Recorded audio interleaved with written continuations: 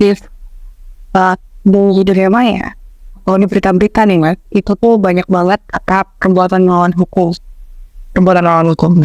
Untuk masyarakat awam itu kan mereka sebenarnya sedikit bingung sebenarnya perbuatan melawan hukum itu apa, definisinya itu seperti apa. Karena kan kalau kita praktisi hukum, kita kan tahu perbuatan melawan hukum itu ada banyak jenisnya, dan untuk setiap kasus itu akan berbeda makna melawan hukum. Sebenarnya itu gimana mas perbuatan melawan hukum ini?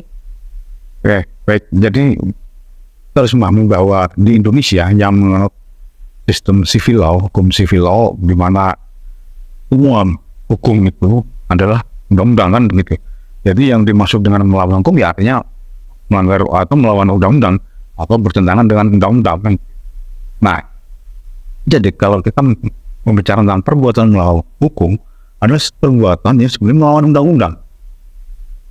Apapun akibatnya, apakah itu baik pidana maupun perdata.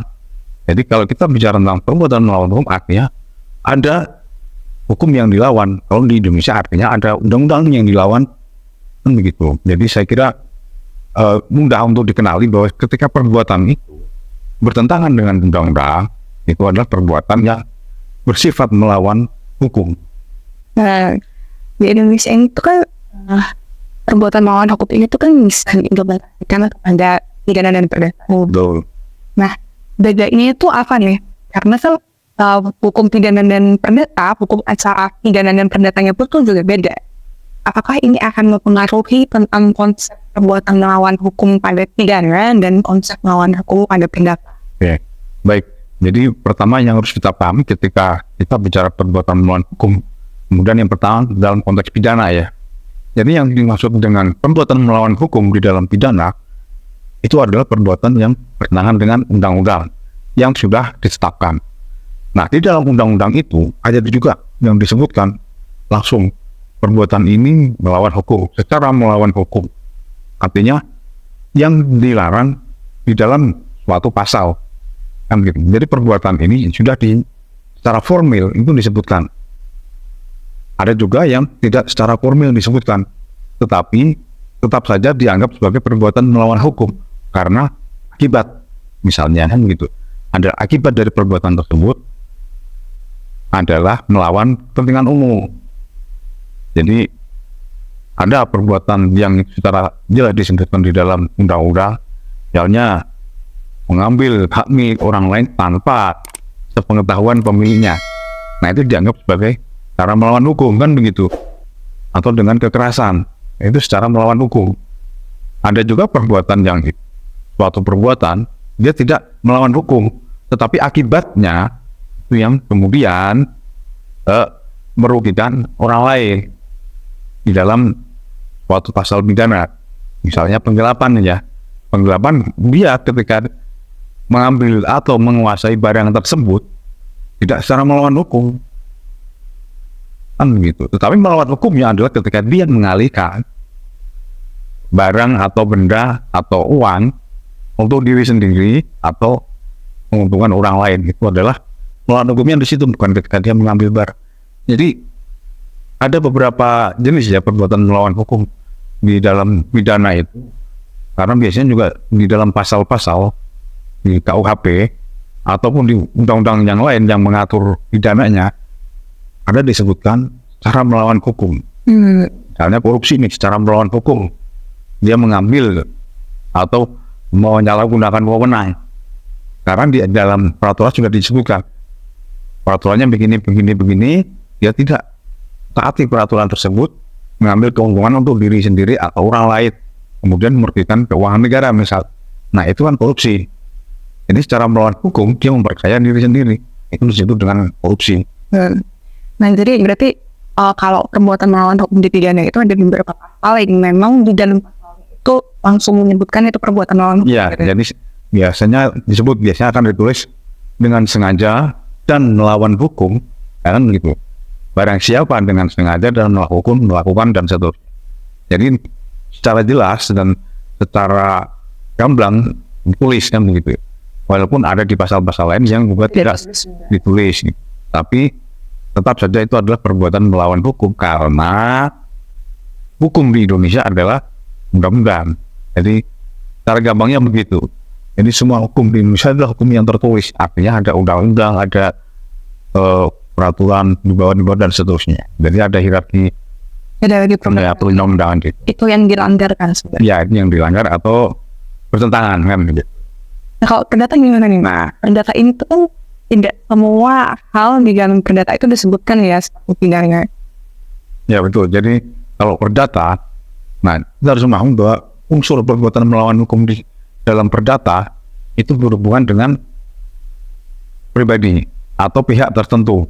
Jadi perbuatan pribadi seseorang atau pihak tertentu yang kemudian merugikan seseorang atau pihak lain kan gitu. Jadi yang pertama itu adalah soal apakah perbuatan itu sesuai dengan kesusilaan atau kemudian ada sebab akibat dan perbuatan itu menimbulkan kerugian dan seterusnya.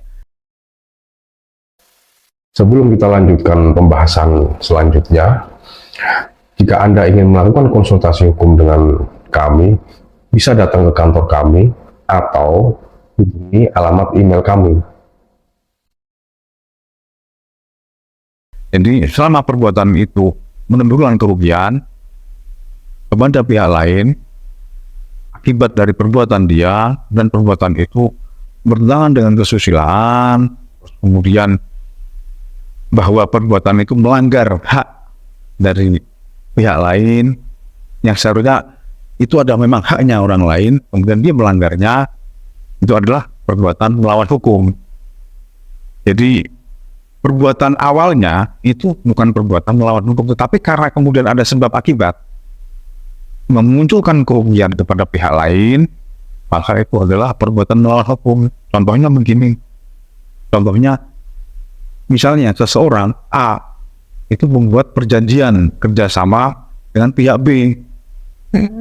Nah kemudian mereka sudah bekerja sama nih, sudah berjalan. Tiba-tiba tanpa alasan yang jelas dan tanpa kesepakatan, pihak A memutuskan mengakhiri kerjasama dengan pihak B. Sedangkan pihak B tidak pernah melakukan kesalahan atau prestasi. Dia melakukan kewajibannya di dalam perjanjian, tetapi tiba-tiba si pihak A memutuskan sudah tidak mau bekerjasama lagi dengan pihak B, gitu, misalnya.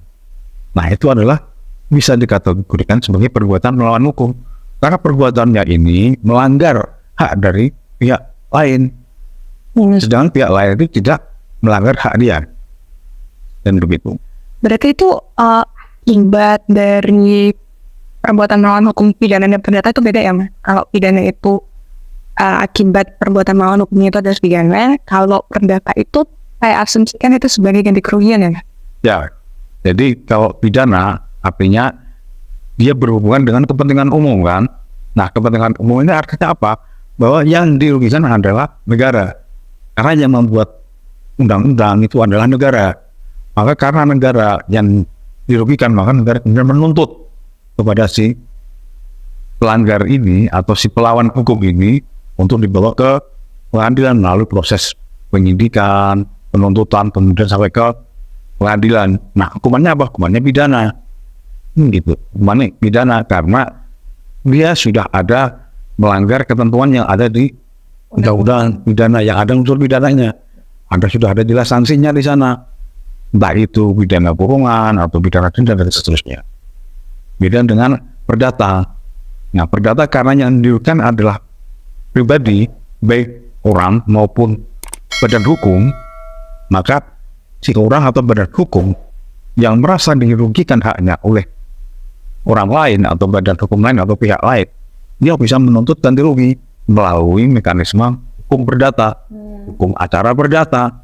Dia bisa melakukan gugatan perbuatan melawan hukum untuk menuntut ganti rugi yang telah dia derita karena perbuatan seseorang tadi. Selain ganti kerugian itu apa lagi, Mas? Kalau di hukum acara perdata kita bisa mintanya atas perbuatan melawan hukum. Ya pertama adalah kita meminta untuk dinyatakan bahwa perbuatan si seseorang ini adalah perbuatan melawan hukum.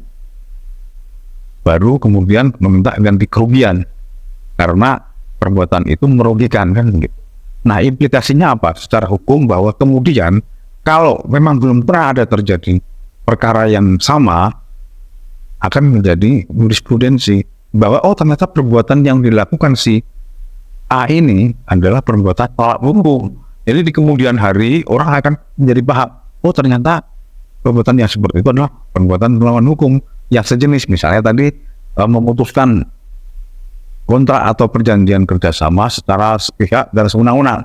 Gitu, akhirnya itu adalah perbuatan melawan hukum. Kalau sebelumnya belum pernah ada, maka di kemudian hari akan ada Kan ada yang serupa. kemudian oh jelas ini perbuatan melawan hukum berdasarkan putusan tahun nomor berapa tahun berapa, dan akhirnya menjadi jurisprudensi. Itu semakin akan dikuatkan bahwa itu memang perbuatan melawan. Ya betul. Oh. Jadi memang ini tuh perbuatan melawan hukum pidana perdata tuh memang kadang-kadang tuh orang balik gitu loh, Gus. Atau mereka tidak salah menempatkan apakah itu perbuatan melawan hukum di pidana atau tidak. Semoga ini bisa membantu ini ya Mas, teman-teman untuk mengetahui perbuatan melawan hukum itu pidana atau perdata. Betul. Jadi entah itu mau pidana atau perdata, tetap kalau perbuatan melawan hukum itu ada sanksinya. Jadi tidak perlu bingung bahwa kedepannya kalau memang itu perbuatan pidana ya kemudian diserahkan kepada pihak polisi untuk kemudian diproses sampai ke putusan pengadilan. Juga ketika perdata bisa dilakukan gugatan di pengadilan. Jadi begitulah. Iya.